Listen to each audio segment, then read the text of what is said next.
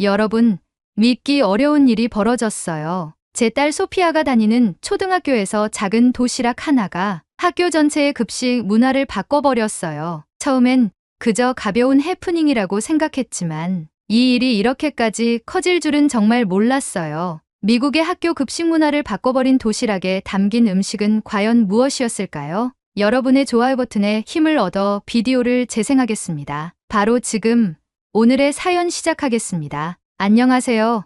저는 엘리자베스입니다. 영국 맨체스터에서 태어나고 자랐으며 현재 남편 민준과 결혼의 가정을 꾸리고 있어요. 민준은 한국에서 태어나 성장한 후 유학생으로 영국에 와서 대학을 다녔어요. 저는 그때 직장에 다니고 있었고 어느 날 친구들과 함께 간 모임에서 민준을 처음 만났어요. 우리는 서로의 문화에 대해 이야기하며 금방 친해졌어요. 저는 한국에 대해 잘 몰랐지만 민준은 한국과 영국을 비교해가며 흥미로운 이야기를 많이 들려줬어요. 자연스럽게 만남이 이어졌고 결국 우리는 결혼을 결심했어요. 그리고 지금은 맨체스터에서 함께 살면서 맞벌이를 하고 있어요. 우리에게는 사랑스러운 딸 소피아가 있어요. 하지만 맞벌이를 하다 보니 소피아의 등하교를 챙기는 일이 쉽지 않았어요. 다행히 남편의 여동생 지윤이 가까이 살고 있어 많은 도움을 받고 있어요. 지윤은 한국에서 태어나고 자랐으며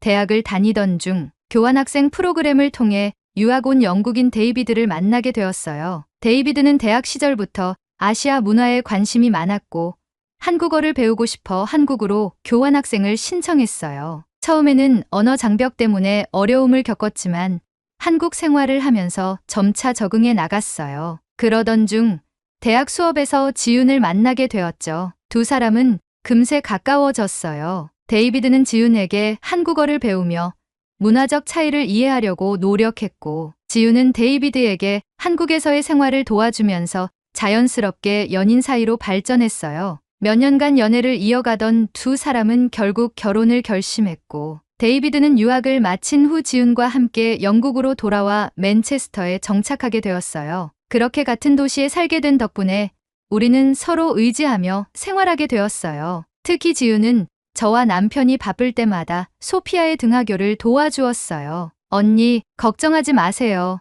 소피아랑 보내는 시간이 저한테도 좋아요. 집에서 할 것도 없는 가정주부인데 오히려 제가 고마운데요. 그렇게 소피아는 고모와 더욱 친해졌어요. 지윤과 함께하는 시간이 많아지면서 한국 문화에도 자연스럽게 노출되었죠. 하지만 이 일이 단순한 가족 간의 친밀함을 넘어 학교 전체의 분위기를 바꿔놓을 줄은 정말 몰랐어요. 어느 날 소피아가 다니는 학교에서 체육대회가 열린다는 소식을 들었어요. 하지만 저와 남편은 회사에 출근을 해야 했기에 소피아의 체육대회에 참석할 수 없었어요. 그래서 언제나처럼 지윤에게 소피아에게 부탁을 했습니다. 지윤, 정말 미안해. 학부모가 꼭 참석해야 한다고 하는데 우리 대신 소피아와 체육대회에 갈 수 있겠어? 지윤은 너무 좋다며 흔쾌히 받아들였어요. 그럼요. 저도 미국 학교 체육대회를 구경해보고 싶었어요. 제가 대신 가서 소피아를 열심히 응원할게요. 그렇게 저는 지윤에게 여느 때와 마찬가지로 소피아를 부탁하고 다음날 민준과 함께 출근을 했어요. 그날 저녁 퇴근하고 집에 들어서자 거실에서 소피아와 지윤의 웃음소리가 들렸어요. 소피아는 지윤 곁에 꼭 붙어 앉아 있었고 테이블 위에는 간식과 주스가 놓여 있었어요. 두 사람은 저를 보자마자 밝은 얼굴로 인사를 했어요. 엄마, 오늘 체육대회에서 대박 사건이 있었어요. 소피아는 반짝이는 눈으로 저를 바라보며 손을 잡아 끌었어요. 저는 웃으며 가방을 내려놓고 소피아 옆에 앉았어요. 그래? 무슨 일이 있었는데 그렇게 신났어? 엄마가 못 와서 아쉬웠지만 고모랑 진짜 재미있게 놀았어요. 근데 제일 놀라운 건요. 소피아는 한껏 기대에 찬 표정으로 지윤을 바라보며 말을 이어갔어요. 고모가 학부모 달리기에 나갔는데 엄청 빨리 달려서 우리 팀이 이겼어요. 친구들이 다 놀랐어요. 저는 의외라는 듯 지윤을 바라봤어요. 평소에 운동을 좋아하는 건 알았지만 이렇게까지 잘 달리는 줄은 몰랐거든요. 지윤은 쑥스러운 듯 웃으며 손을 내저었어요. 에이, 그냥 어릴 때 운동 좀 했던 게 도움이 된 것뿐이에요. 하지만 소피아는 고개를 세차게 저으며 반박했어요. 아니에요. 진짜 빨랐어요. 다른 부모님들은 다 뒤처졌는데 고모는 혼자 막 앞서 나가셨다니까요.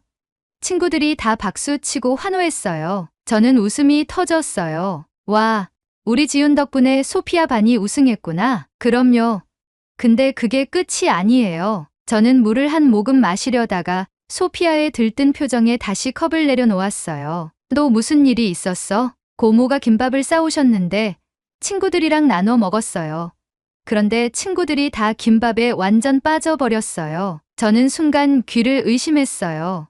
김밥, 한식에 대해 조금은 알고 있었지만 김밥은 처음 들어보는 음식이었어요. 지훈이 웃으며 설명을 덧붙였어요. 네, 간단한 한국 음식이에요. 밥이랑 다양한 재료를 김으로 말아서 한 입 크기로 썰어 먹는 거죠. 소피아가 좋아할 것 같아서 싸줬는데 예상보다 반응이 너무 뜨거웠어요. 소피아는 팔짝팔짝 뛰며 흥분했어요. 맞아요.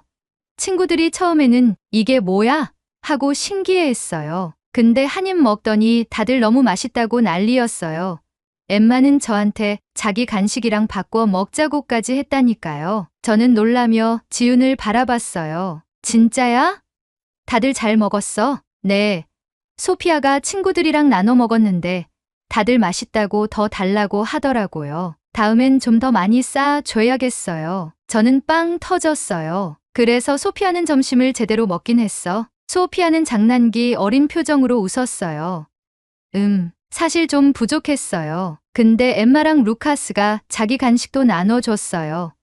친구들이 너무 좋아해서 저도 기분이 좋았어요. 그 말을 들으니 마음이 훈훈해졌어요. 하지만 한편으로는 걱정도 됐어요. 낯선 음식이라는 이유로 혹시라도 학교에서 문제 삼지는 않을까 싶었거든요. 친구들이 그렇게 좋아했다니 다행이긴 한데 혹시 선생님이 뭐라고 하시진 않았어? 소피아는 고개를 저었어요. 아니요. 오히려 선생님도 신기해하셨어요. 그리고 친구들이 저보고 새로운 별명까지 지어줬어요. 저는 궁금해서 눈을 깜빡였어요.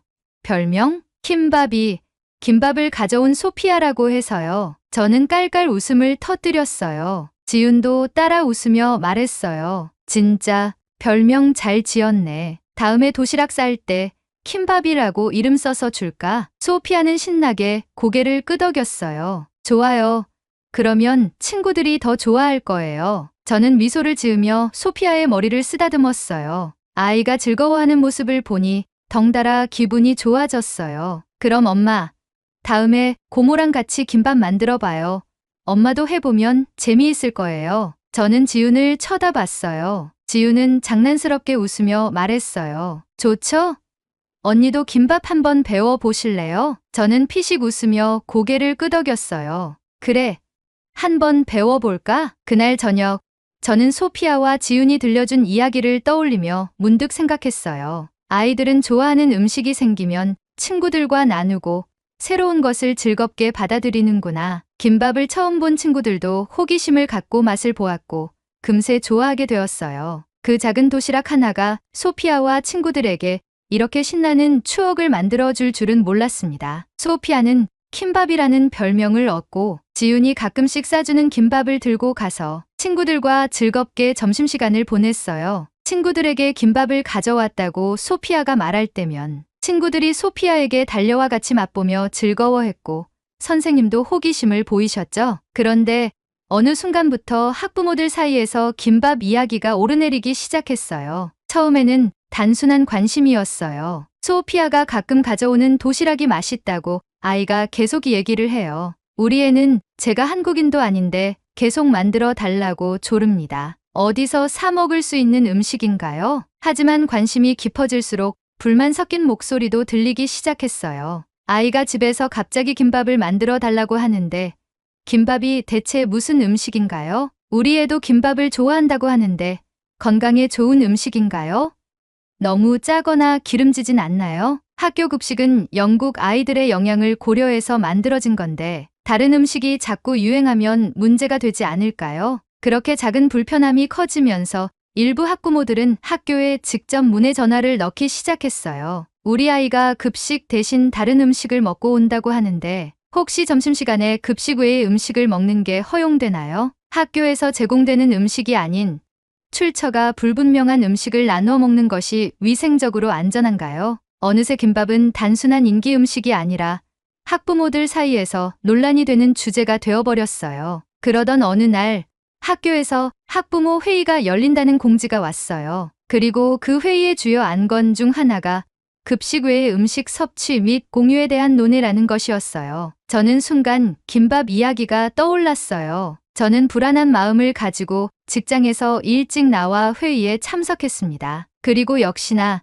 회의장에 도착하자마자 김밥에 대한 이야기가 나왔어요. 요즘 아이들이 급식 대신 외부 음식을 먹고 있어요. 저는 이게 옳지 않다고 생각합니다. 맞아요. 저희 아이도 갑자기 김밥을 만들어 달라고 하는데 이게 영양학적으로 괜찮은 음식인지도 모르겠고 아이가 새로운 음식에 너무 집착하는 게 걱정돼요. 게다가 점심시간에 급식은 먹지 않고 특정 음식만 먹으면 균형 잡힌 영양 섭취가 어려울 수도 있지 않나요? 처음에는 김밥에 대한 단순한 우려였지만 점점 논의가 격해지기 시작했어요. 사실 전 김밥이 뭔지도 몰랐어요. 그런데 아이가 갑자기 먹고 싶다고 하니까 당황스럽더라고요. 우리 아이도 김밥을 먹었다고 하는데 학교에서 급식 외의 음식 섭취를 좀 더 엄격히 관리해야 하지 않을까요? 저는 조용히 이야기를 듣고 있었지만 점점 분위기가 심상치 않다는 걸 느꼈어요. 그때 한 학부모가 저를 향해 직접 질문을 했어요. 엘리자베스,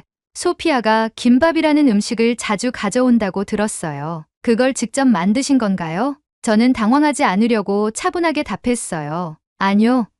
제 시누이가 만들어준 거예요. 한국에서 도시락용으로 간편하게 만드는 음식이지만 재료는 우리가 평소에 먹는 것들과 크게 다르지 않습니다. 그러자 또 다른 학부모가 고개를 저으며 말했어요. 하지만 익숙하지 않은 음식이 아이들 사이에서 너무 유행하는 건 문제가 될 수도 있다고 생각해요. 회의가 끝나갈 무렵 학교 관계자가 나서서 입장을 밝혔어요. 현재 학부모님들 사이에서 우려가 있는 것을 잘 알고 있습니다. 이에 따라 학교 측에서도 급식과 관련된 부분을 좀 더 검토할 예정입니다. 그리고 학부모님들께서 요청하시면 김밥이 어떤 음식인지에 대한 정보도 제공할 수 있도록 하겠습니다. 그렇게 회의는 끝이 났어요. 하지만 저는 뭔가 찝찝한 기분이 들었어요. 저는 집에 돌아와 지윤에게 연락했고 소피아의 학교에서 이런 일이 발생했으니 당분간 김밥을 싸서 보내는 것은 피하는 게 좋겠다고 했죠. 그러자 지윤은 되려 제게 신경 쓰이게 해서 미안하다고 말하며 도움이 필요하면 언제든지 돕겠다고 했죠. 그리고 며칠 후 학교에서 한 통의 전화가 걸려왔어요. 안녕하세요, 엘리자베스님. 저는 소피아가 다니는 학교의 급식 영양사 마가렛 윌슨입니다. 저는 순간 김밥과 관련해서 학교에서 공식적으로 문제를 제기하려고 연락이 온 듯한 불안함을 느끼기 시작했습니다. 안녕하세요, 마가렛. 무슨 일이신가요? 소피아가 가져온 김밥에 대해 학부모님들 사이에서 의견이 많이 오가고 있어서 연락드렸어요. 혹시 직접 한번 뵙고 이야기 나눌 수 있을까요? 저는 당황했지만 마가렛의 목소리는 차분하고 친절했어요. 네, 물론이죠. 언제 찾아뵈면 될까요? 내일 방과 후에 시간이 괜찮으실까요? 그리고 가능하다면 소피아의 고모님도 함께 오셨으면 좋겠어요. 김밥을 직접 만들어 주신 분이시니까요. 전화를 끊은 후 저는 지윤에게 이 소식을 전했어요. 지윤, 학교에서 김밥에 대해 이야기하고 싶어 하시는데 혹시 내일 같이 가 줄 수 있어? 지윤은 잠시 고민하다가 고개를 끄덕였어요. 그럼요. 당연히 가야죠. 김밥이 무슨 큰일을 일으킨 것도 아니고 좋은 대화가 되지 않을까요? 저는 지윤의 긍정적인 태도에 안도하며 다음날 학교로 향할 준비를 했어요. 다음날 저녁, 저는 퇴근을 하고 지윤을 만나서 함께 학교로 향했어요. 교무실에 도착하니 급식 영양사 마가렛 윌슨과 교장 선생님, 그리고 몇몇 교직원들이 우리를 맞이했어요. 마가렛은 우리를 따뜻하게 반겨주었어요. 엘리자베스, 지윤, 이렇게 와 주셔서 감사합니다. 최근 김밥에 대한 관심이 커지면서 학부모님들의 다양한 의견이 나오고 있어요. 그래서 직접 이야기를 나누고 싶었어요. 지윤은 밝게 웃으며 인사를 건넸어요. 초대해 주셔서 감사합니다. 김밥이 이렇게 큰 화제가 될 줄은 몰랐어요. 마가렛은 차를 한 잔 따라주며 이야기를 이어갔어요. 사실 저도 김밥에 대해 잘 몰랐어요. 그런데 아이들이 너무 좋아하길래 직접 조사를 해봤어요. 김밥은 영양 균형이 잘 맞춰진 음식이더군요. 채소, 단백질, 탄수화물이 조화를 이루고 있어서 급식 메뉴로도 충분히 고려해 볼 만한 가치가 있다고 생각해요. 저와 지우는 서로 눈을 마주보며 놀란 표정을 지었어요. 급식 메뉴로요? 마가렛이 고개를 끄덕이며 말을 이었어요.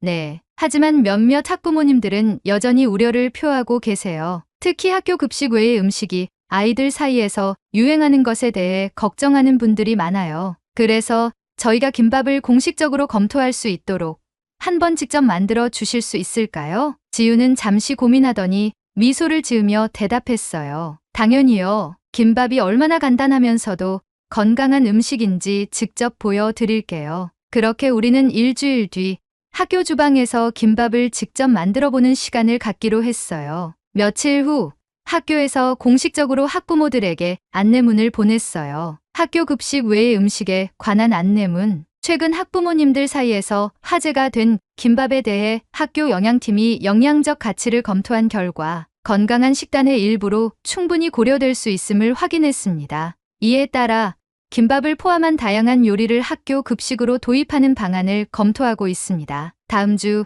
급식팀과 학부모님들이 함께 김밥을 직접 만들어서 먹어보는 시연회를 가질 예정이오니 관심 있는 분들의 많은 참여 바랍니다. 그런데 예상과 달리 이 안내문이 나간 후에도 몇몇 학부모들은 여전히 반발했어요. 학교에서 왜 갑자기 한국 음식을 급식에 넣으려고 하는 거죠? 우리 아이는 영국 음식을 먹으며 자라길 바랍니다. 이러다 급식이 전부 외국 음식으로 바뀌는 거 아니에요? 회의 때 반대 의견을 냈던 클레어라는 학부모 대표는 공개적으로 학교에 항의까지 했어요. 저는 제 아이가 낯선 음식에 익숙해지는 걸 강요받고 싶지 않아요. 급식은 모든 아이들에게 익숙한 음식이어야 합니다. 하지만 교장 선생님과 마가렛 선생님은 한식에 대한 편견을 지우고자 어수선한 분위기 속에서 김밥 시연회를 강행하기로 했습니다. 주말 아침 지훈과 저는 학교 주방으로 갔어요. 이미 몇몇 학부모들과 교직원들이 모여 있었어요. 마가렛과 급식팀도 함께 있었고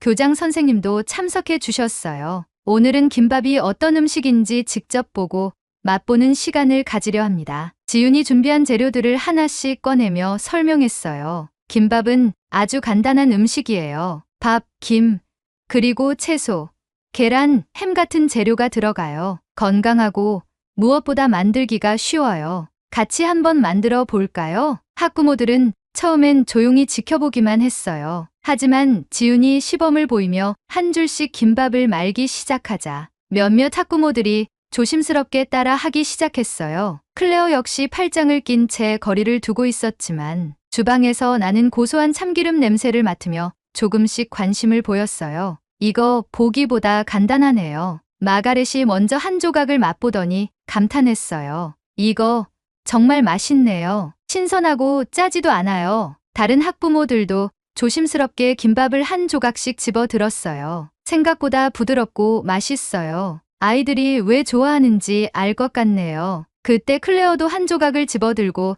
천천히 한 입을 베어 물었어요. 순간 그녀의 표정이 살짝 변하는 걸 볼 수 있었어요.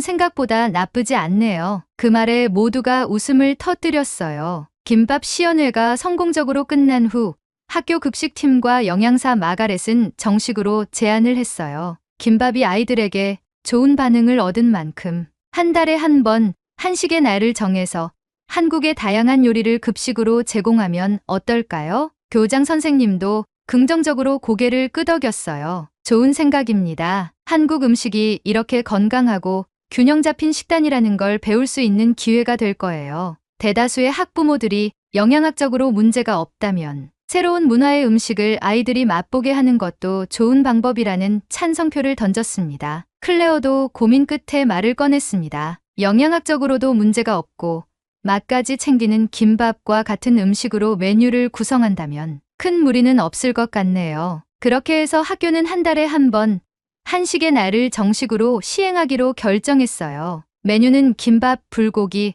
김치볶음밥, 잡채, 삼계탕 등 많은 음식이 소개되었습니다. 메뉴 결정을 할 때는 마가렛 선생님과 지훈이 같이 의논하여 메뉴를 선정하고 아이들이 먹기 편하게 조리해서 제공을 했습니다. 아이들의 반응은 폭발적이었고 어느새 소피아의 학교에 이렇게 한식의 날이 계속 이어지면서 점점 더 많은 학생들이 한식에 익숙해졌어요. 아이들뿐만 아니라 학부모들 사이에서도 한식에 대한 관심이 높아졌어요. 우리 아이가 김치볶음밥을 먹고 와서 집에서도 해달라고 하더라고요. 한식이 생각보다 건강하고 맛있다고 하니 저도 한번 배워봐야겠어요. 이제 한식은 더 이상 낯선 음식이 아니었어요. 오히려 많은 아이들이 기다리는 특별한 급식의 날이 되었죠. 하지만 예상치 못한 일이 벌어졌어요. 한식의 날이 학교에서 점점 자리 잡아가면서 학부모들 사이에서도 흥미로운 변화가 생기기 시작했어요. 몇몇 학부모들이 학교 측에 제안을 해온 거예요. 한식의 날이 이렇게 좋은 반응을 얻었잖아요. 저희도 우리 고향의 음식을 아이들에게 소개하고 싶은데 가능할까요? 그렇게 한식의 날은 또 다른 방향으로 발전할 가능성을 보이기 시작했어요. 제 아들이 한식의 날을 너무 좋아해서 집에서도 해달라고 하더라고요. 그런데 가만히 생각해보니 저도 제 고향 음식을 아이들에게 소개해주고 싶어요. 맞아요. 저희 가족은 인도계인데 우리 아이도 인도 음식이 급식으로 나오면 정말 좋아할 것 같아요. 한식의 날이 이렇게 성공적인데 다양한 문화권의 음식도 아이들에게 경험할 기회를 주면 좋지 않을까요? 이런 의견이 하나둘 모이면서 학교 급식팀과 영양사 마가렛은 새로운 제안을 하게 되었어요. 한식의 날이 좋은 평가를 받고 있는 만큼 이를 확장해 다문화 급식의 날을 운영해 보면 어떨까요? 한 달에 한 번 다양한 나라의 음식을 소개하는 날을 만드는 겁니다. 교장 선생님도 이 아이디어에 크게 공감했어요. 우리는 다양한 문화가 공존하는 나라에 살고 있어요. 학생들이 여러 나라의 음식을 경험하는 건 훌륭한 교육이 될 겁니다. 학부모님들이 직접 참여해서 요리를 소개하는 방식도 좋겠네요. 그렇게 해서 한식의 날은 다문화 급식의 날로 발전하게 되었어요. 첫 번째 다문화 급식의 날은 인도 음식을 소개하는 날이었어요. 학교의 인도계 학부모들이 직접 참여해 치킨 커리와 난을 준비했어요. 이건 인도의 대표적인 음식이에요. 치킨을 향신료와 함께 천천히 익혀 만든 요리죠. 아이들은 처음엔 강한 향에 놀라는 듯 했지만 한 입 맛보곤 반응이 달라졌어요. 오, 살짝 매콤한데 난이랑 같이 먹으니까 완전 맛있어요. 그 다음 달에는 이탈리아의 파스타와 브루스케타, 그리고 중동의 팔라펠과 후무스 같은 음식들도 소개되었어요. 아이들은 한 달에 한 번씩 새로운 음식이 나오는 날을 손꼽아 기다리게 되었어요. 소피아도 다문화 급식의 날을 무척 좋아했어요. 엄마, 다음에는 어느 나라 음식이 나올까요? 이제 학교 점심시간이 너무 기대돼요. 그런데 변화는 학교에서만 일어난 게 아니었어요. 어느새 우리 가족의 식탁도 점점 바뀌어 가고 있었어요. 처음엔 지훈이 김밥을 싸주면서 시작된 한식 열풍이었지만 점점 다양한 한국 요리를 집에서도 시도하게 되었어요. 처음엔 한식이 낯설었던 저도 점점 익숙해졌어요. 민준이 요리를 할 때 옆에서 도와주다 보니 자연스럽게 한식 조리법을 배우게 되었어요. 여보, 한식이 없으면 허전하지 않아요? 그러게 한국 음식을 영국에서 먹어볼 수나 있을까 걱정했는데 자기 덕분에 많이 먹게 돼서 너무 행복해. 소피아도 한국 음식을 자연스럽게 즐기게 되었고 가족 식탁에도 다양한 변화가 생겼어요. 어느 날 소피아가 학교에서 돌아와 말했어요. 엄마, 학교에서 친구들이랑 이야기하다가 알았는데 우리가 서로의 음식을 나누는 게 단순히 맛있는 걸 먹는 것만이 아니래요. 어떤 의미가 있다고 생각해? 그 음식이 어떤 나라에서 왜 만들어졌고 사람들은 어떻게 먹는지 알게 되면 그 나라에 대해서 더 이해할 수 있는 것 같아요. 그리고 우리도 김밥을 친구들에게 소개하면서 한국 문화를 알릴 수 있었잖아요. 저는 소피아가 이런 깊은 생각을 했다는 게 놀랍고도 자랑스러웠어요.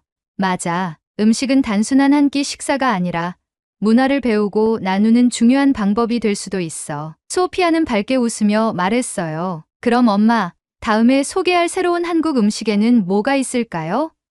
친구들에게 또 소개해 줄 수 있도록요. 저와 지윤, 그리고 민주는 서로를 바라보며 미소를 지었어요. 떡볶이는 어떨까요?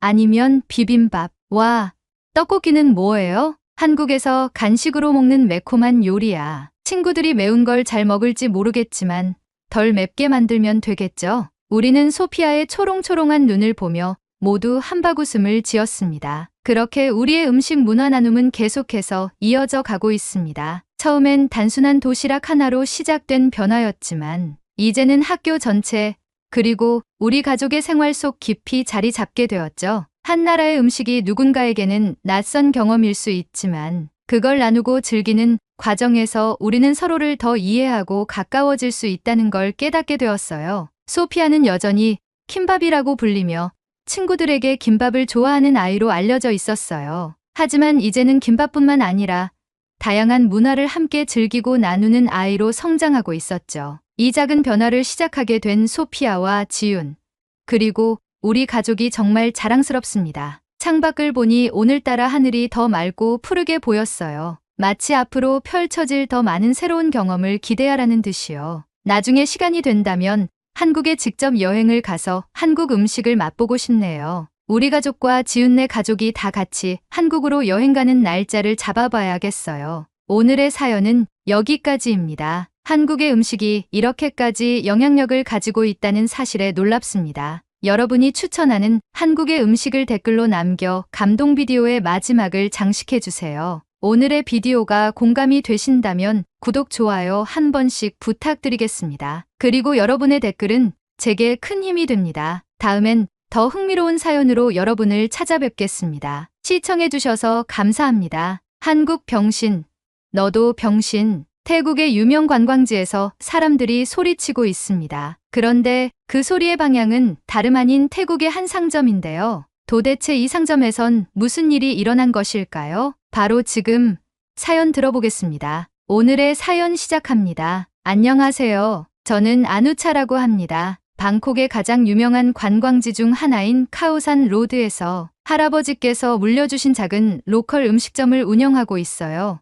이곳은 매일 전 세계에서 온 여행객들로 넘쳐나는 그야말로 태국 관광의 중심이라고 할 수 있죠. 배낭여행가들과 자유로운 영혼들이 가득한 이 거리는 늘 활기차고 그 덕분에 저희 가게도 항상 손님들로 북적입니다. 저희 가게에서는 똠얌꿍, 팟타이, 쏨땀, 그리고 카오팟 등 태국의 로컬 음식을 판매하고 있어요. 신선한 재료와 태국 특유의 향신료가 어우러진 요리들은 관광객들에게 태국의 진짜 맛을 전해주죠. 이 가게는 저희 가족의 자랑이에요. 할아버지께서는 30년 넘게 이 가게를 운영해 오셨고 저는 그 가게를 물려받아 지금까지 최선을 다해 이어오고 있습니다. 음식에는 정성이 담겨야 하고 손님의 마음을 헤아리는 것이 제일 중요하다. 고 말씀하시던 할아버지의 철학을 본받아 운영 중에 있죠. 그래서 손님 한 명 한 명에게 최선을 다해 음식을 내놓습니다. 그 중에서도 특히 한국인 손님들이 자주 찾아왔어요. 한국에서 온 손님들은 태국 음식을 정말 사랑하는 것 같았어요. 그들이 똠얌꿍 한 그릇을 맛보고 나서 이 맛은 한국에서 느껴보지 못한 맛이라며 감탄할 때면 저도 덩달아 기뻤습니다. 그러던 어느 날 여느 때와 같이 가게 문을 열고 손님을 맞이하려던 참에 옆에서 기념품 가게를 운영하는 제 친구 차야가 가게로 뛰어들어왔어요. 평소 차분하던 차야가 그날은 얼굴이 창백해진 채로 제게 말을 걸었어요. 아누차, 큰일 났어. 한국이 우리 태국 사람들 입국을 막고 있대. 차야의 목소리에는 분노가 가득 차 있었습니다. 저는 놀란 얼굴로 차야를 쳐다보며 갑자기 그게 무슨 소리야? 한국이 왜 태국 사람들을 막아? 라고 물었습니다. 차야는 숨을 몰아쉬며 자기 동생이 한국에 갔다가 인천공항에서 입국을 거부당하고 그대로 돌아왔다고 말했어요. 동생이 입국 심사에서 이유도 없이 쫓겨났어. 한국이 이제 우리 태국 사람들을 받지 않겠다고 한 거야. 아무 이유도 없이 태국 사람들을 돌려보내고 있다니까. 차야는 화가 머리끝까지 나 있었고 정말로 믿기 힘든 이야기를 하고 있었습니다. 저는 그 말을 듣고도 쉽게 믿기지 않았어요. 에이, 설마 그냥 쫓아냈겠어? 무슨 다른 이유가 있었겠지. 라고 말하며 차야를 달래려 했어요. 하지만 차야는 너 정말 아무것도 모르는구나. 지금 인터넷에서 난리도 아니야. 한국은 이제 우리 같은 태국인들을 아예 거부하고 있는 거라고. 라고 말하며 저를 다그쳤습니다. 차야의 얼굴에는 분노와 불안이 서려 있었지만 저는 그저 뭔가 오해가 있겠지라고 생각했어요. 차야는 답답한 얼굴을 하며 토라진 듯 가게를 나갔고 저는 이 상황이 어이가 없었어요. 그리고 차야의 말을 듣고 난 후에도 별 생각이 들지 않았어요. 한국인 관광객들은 여전히 저희 가게에 찾아와 식사를 하고 있었고 그들은 여전히 태국 음식에 만족하며 미소를 지으며 돌아갔거든요. 가게는 평소처럼 바쁘게 돌아갔고 저는 이 상황이 정말 큰일이 될 거라고는 생각하지 않았습니다. 한국 관광객들도 태국 관광을 잘 즐기고 있고 별다른 반감을 가지고 있는 것 같지 않으니 차야가 잘못 알고 있겠지 라는 생각이 들었죠. 그런데 다음 날 차야가 다시 저희 가게로 찾아왔습니다. 이번에는 얼굴이 잔뜩 찌푸려져 있었어요. 너 지금도 별일 아니라고 생각하지? 그럼 내가 뭘 좀 보여줄게. 차야는 스마트폰을 꺼내더니 저에게 SNS에서 번지고 있는 벤 코리아 운동에 대해 보여주기 시작했어요. 온라인에서는 한국 제품을 불매하고 한국을 여행하지 말자는 목소리가 점점 커지고 있었어요. 특히 인플루언서들이 앞장서서 벤 코리아 운동에 동참하는 모습을 보며 저는 점점 심각성을 느끼기 시작했습니다. 이게 정말 이렇게 커지고 있단 말이야? 저는 놀라서 차야에게 물었습니다. 차야는 고개를 끄덕이며 말했어요. 한국이 우리를 무시했으니 우리도 똑같이 응수해야지. 차야의 말은 확고했고 저는 그제서야 사태가 심각해지고 있음을 느끼기 시작했습니다. 차야가 보여준 벤 코리아 운동이 점점 심각하게 번지고 있다는 사실을 알게 된 뒤 저는 서서히 불안감이 커지기 시작했습니다. 인터넷과 SNS에서는 한국에 대한 불매운동이 걷잡을 수 없이 확산되고 있었어요. 벤 코리아라는 해시태그가 빠르게 퍼져나가고 있었고 여러 명의 인플루언서들과 태국의 연예인까지도 그 운동에 동참하는 모습을 볼 수 있었습니다. 댓글들도 한국에 대한 분노로 가득 찼습니다. 한국 제품을 불매해야 해. 우리가 이렇게 차별을 당하는데 가만히 있을 순 없잖아. 이제 더 이상 한국으로 여행 가는 건 그만두자. 한국의 모든 콘텐츠를 소비하지 말자. 차야는 저를 보며 말했어요. 와, 이게 지금 현실이야. 이 정도로 커지고 있다고. 한국이 우리를 이렇게 대하는데 우리가 왜 가만히 있어야 해?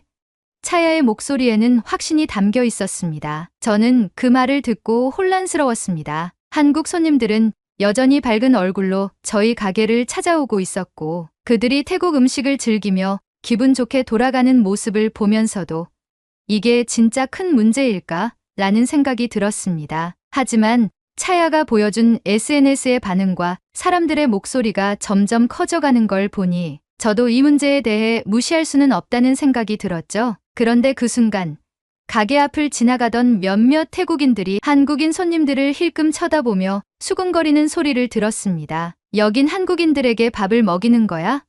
한국인들은 태국인들을 쫓아내고 있는데 이 가게는 제정신이야?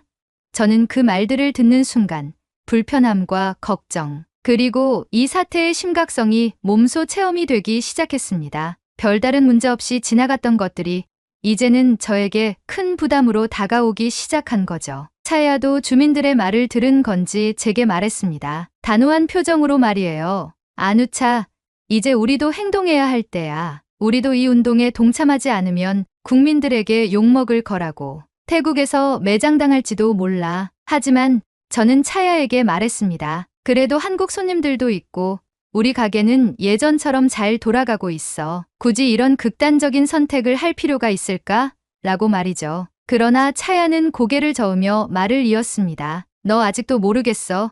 우리 태국 사람들이 지금 얼마나 분노하고 있는지 모른다면 넌 지금 상황을 너무 안일하게 보고 있는 거야. 만약 우리가 이 운동에 동참하지 않으면 오히려 우리 가게들이 피해를 입게 될지도 몰라. 차야의 말은 그럴듯해 보였어요. 저는 여전히 한국인 손님들을 받아들일지 아니면 이 흐름에 따라야 할지 고민이 되기 시작했습니다. 지금 당장은 큰 문제가 없어 보이지만 정말 나중에 더 큰 문제를 일으킬지도 모르겠다는 생각이 머릿속을 맴돌기 시작했죠. 혼란스러운 생각이 가득했던 어느 날 차야는 자신의 기념품 가게 앞에 한국 국기의 빨간색 X 표시가 그려진 배너를 내걸었습니다. 그 배너는 마치 태국인들의 분노를 상징하는 것처럼 보였습니다. 차야는 그 배너를 가리키며 저를 보더니 말했어요. 너도 이제 선택해야 해. 이건 더 이상 뒤로 미룰 문제가 아니야. 우리 태국인들이 얼마나 화가 나 있는지 그 분노를 보여줘야 할 때라고. 저는 그 순간 큰 결심을 하게 되었습니다. 한국인 손님을 계속 받다가는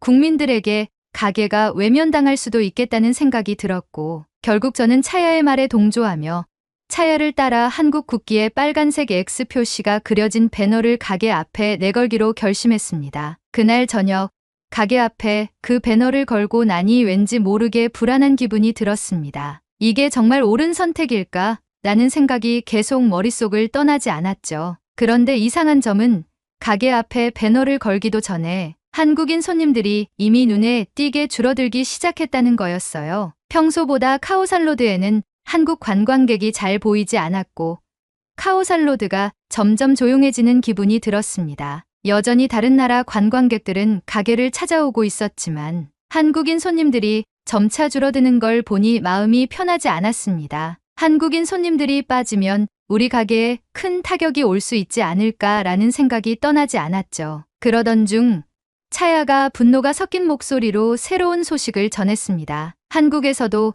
이제 태국 여행을 보이콧한다는 얘기가 돌고 있대. 한국인들 역시 태국의 불매운동에 반발해 태국 여행은 가지 말자는 목소리를 내고 있다는 거였습니다. 그게 무슨 소리야?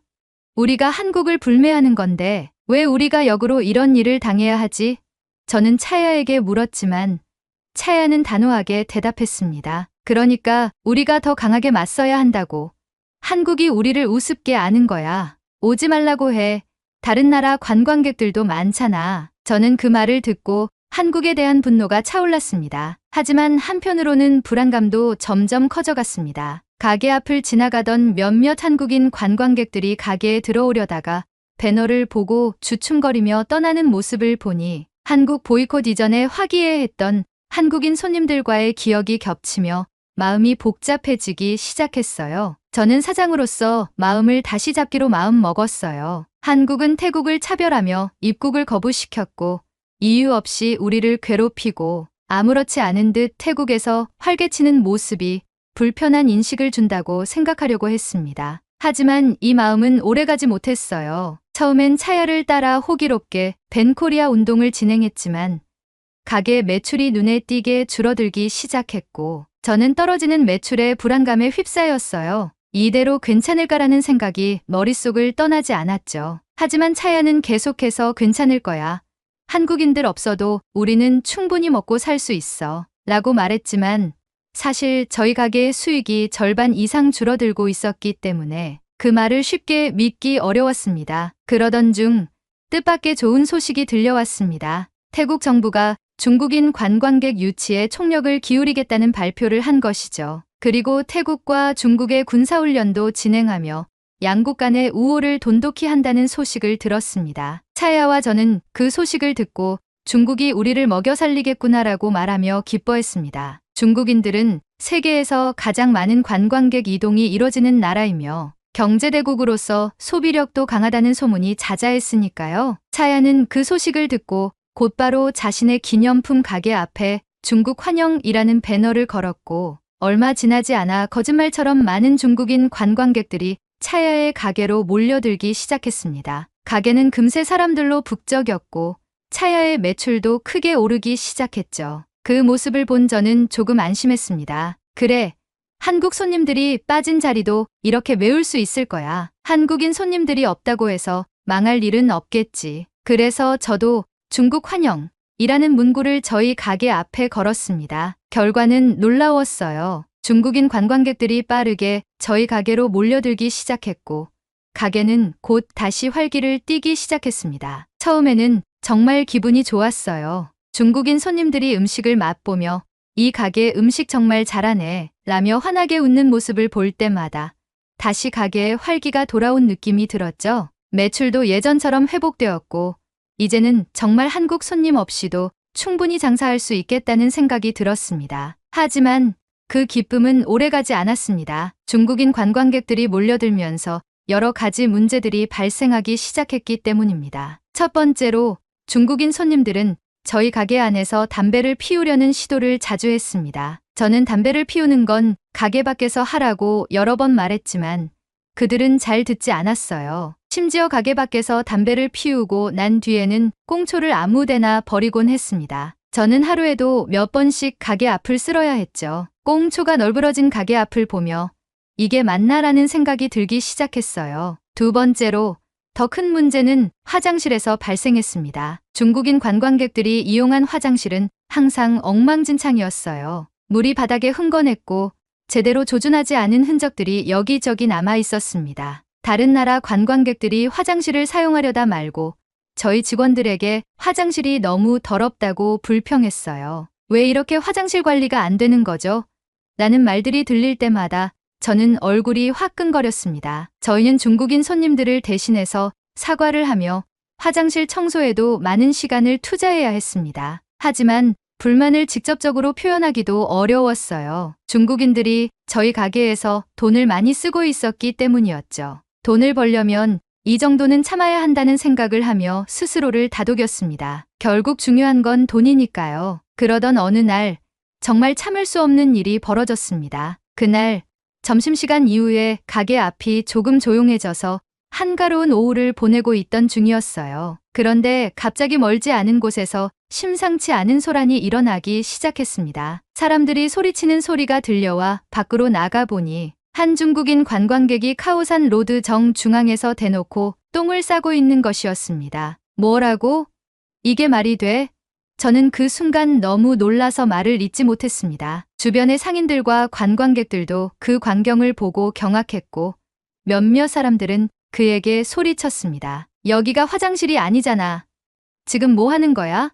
그러나 그 중국인은 아랑곳하지 않았습니다. 오히려 태연한 표정으로 일을 마친 뒤 뒤처리한 휴지도 바닥에 버리고 태연하게 자리를 떠났습니다. 하지만 이것으로 끝나지 않았습니다. 그 이후로 중국인들의 더러운 행위들로 인해서 상권은 더러워지기 시작했습니다. 카오산 로드가 엉망이 되자 이를 본 다른 관광객들과 상인들은 불쾌함을 드러냈고 저 또한 그 상황에 너무나도 화가 났습니다. 중간중간 경찰들이 출동하는 상황도 벌어졌습니다. 중국인들의 행동에 어이가 없었음에도 불구하고 저는 그들에게 뭐라 할 용기조차 없었습니다. 그들은 저희 가게에 돈을 많이 쓰고 있었으니까요. 이게 진짜 맞나라는 생각이 끊임없이 들었지만 당장 어떻게 해야 할지 몰랐습니다. 그러던 어느 날 한국인 관광객 몇 명이 가게 앞을 지나가다가 들어오려는 모습을 보게 되었습니다. 한국인 관광객들은 가게 앞에 걸린 한국 국기의 X 표시가 된 배너를 보고 멈칫했습니다. 저는 그들이 들어오지 못하도록 나가서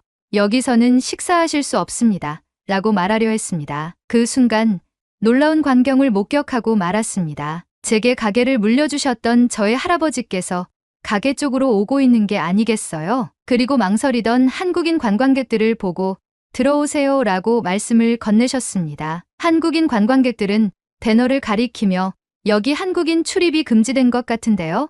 라고 할아버지에게 말했습니다. 저는 당황스러웠고 할아버지께 상황을 설명하려 다가갔습니다. 할아버지는 그게 무슨 말이냐며 들어가도 된다고 말했고 한국인들은 계속 배너를 가리키며 한국 국기에 빨간 X 표시가 있는데 출입해도 되는 건가요?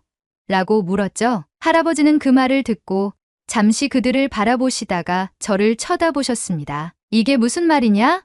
할아버지는 그제서야 제게 다그치듯 물으셨습니다. 저는 순간 어찌할 바를 몰랐습니다. 할아버지, 그게 요즘 한국이 태국인을 입국 거부한다고 해서 저희도 대응 차원에서 저는 조심스레 설명을 시작하고 있던 찰나 할아버지께서는 제 말을 끝까지 듣지 않으시고 저를 노려보시더니 뺨을 세게 후려치셨습니다. 저는 순간 충격에 빠졌습니다. 가게 안은 순간적으로 정적에 휩싸였습니다. 손님들은 모두 놀란 눈으로 저와 할아버지를 바라보고 있었고 저도 그 충격으로 할 말을 잃었습니다. 할아버지는 큰 소리로 말씀하셨습니다. 이게 다 무슨 짓이냐?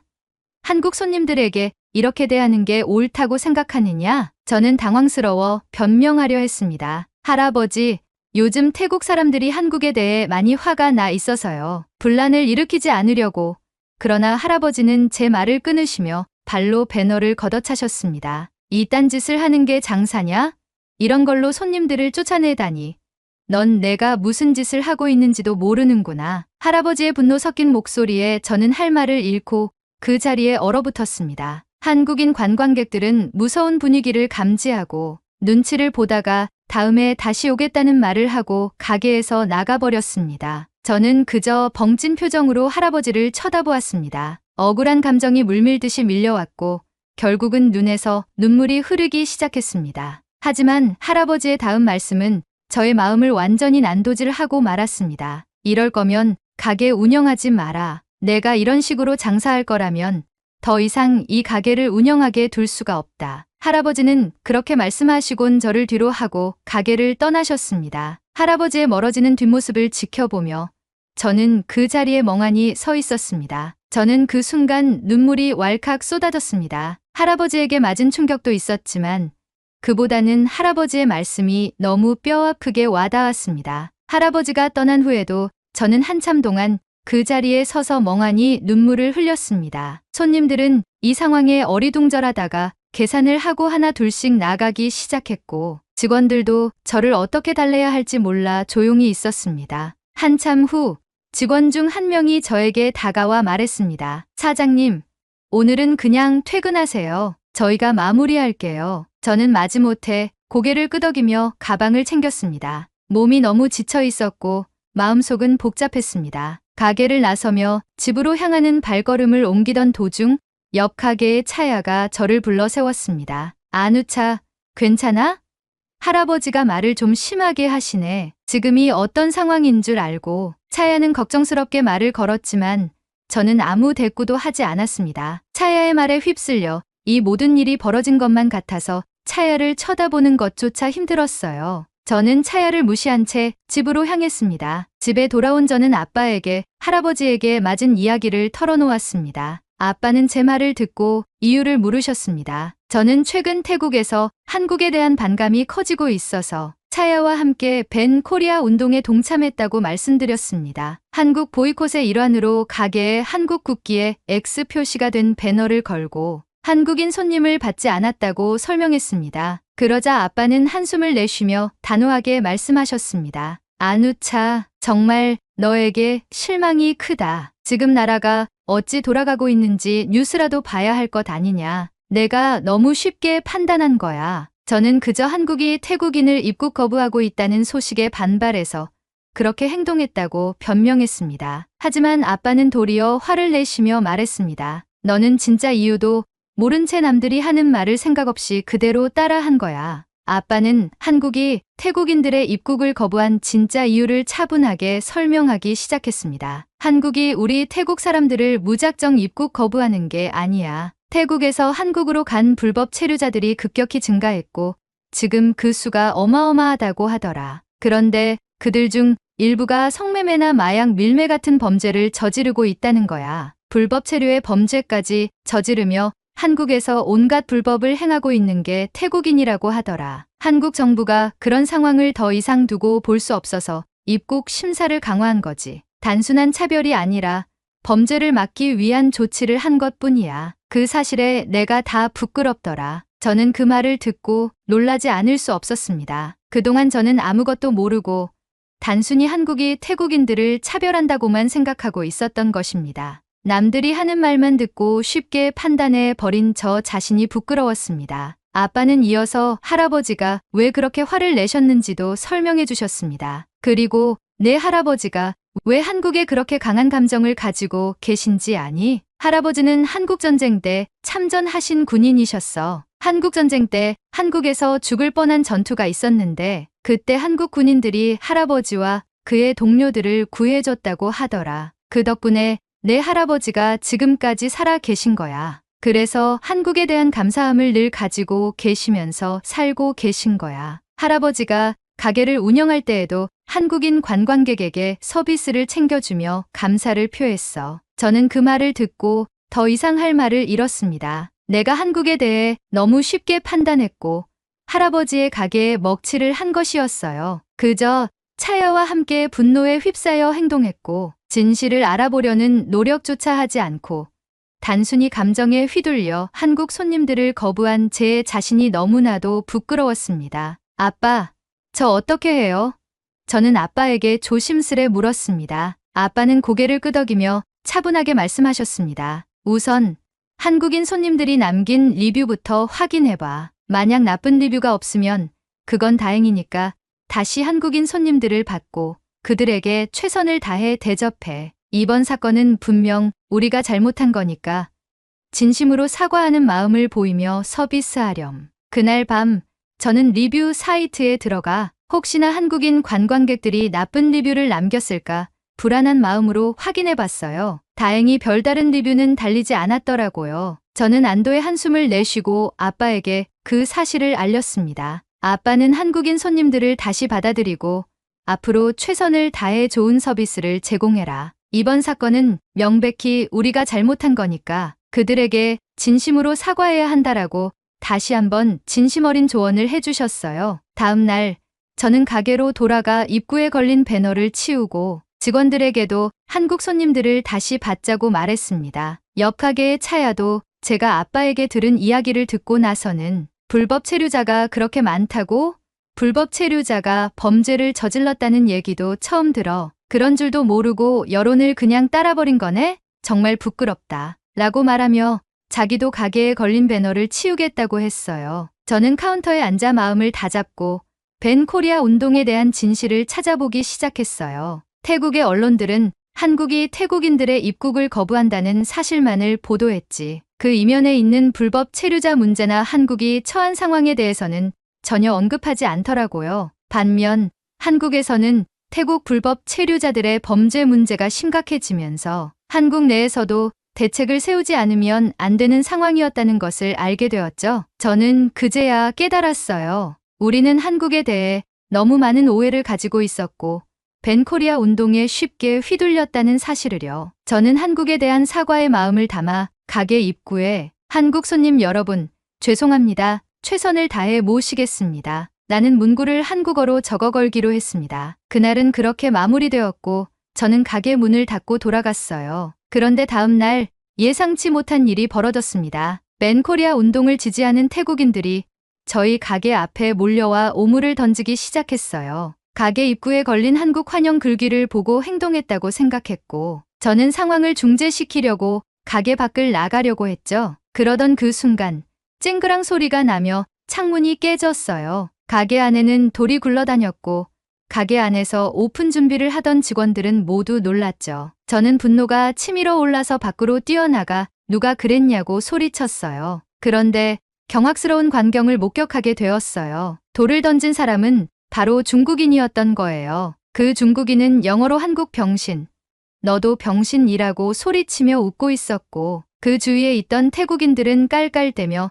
중국인을 응원하고 있었어요. 저는 더 이상 참을 수가 없었어요. 그들과 한바탕 싸우려고 주먹을 드는 순간 직원들이 저를 가게 안으로 끌어들였고 직원이 경찰에 신고했으니 참으라고 했습니다. 이윽고 경찰이 도착했지만 경찰이 출동하는 걸 본 그들은 이미 모두 도망가 버린 뒤였죠. 경찰은 저에게 무슨 일이냐고 물었고 저는 배너와 관련해 반한 세력들에게 반감을 산 것 같다고 설명했어요. 경찰은 가게 주변 순찰을 강화하겠다고 했고 창문을 깨트린 범인을 잡겠다고 하고 나갔습니다. 그 순간 저의 마음은 혼란과 두려움으로 가득 찼습니다. 저는 직원들에게 가게를 정리하자고 말하고 깨진 창문을 정리하고 떨어진 파편을 치운 후 직원들을 퇴근시키고 집으로 돌아갔어요. 집으로 돌아와 부모님께 그 상황을 말씀드렸더니 부모님은 걱정에 쌓여 한숨만 내쉬셨어요. 저는 방에 들어가 한참을 고민한 끝에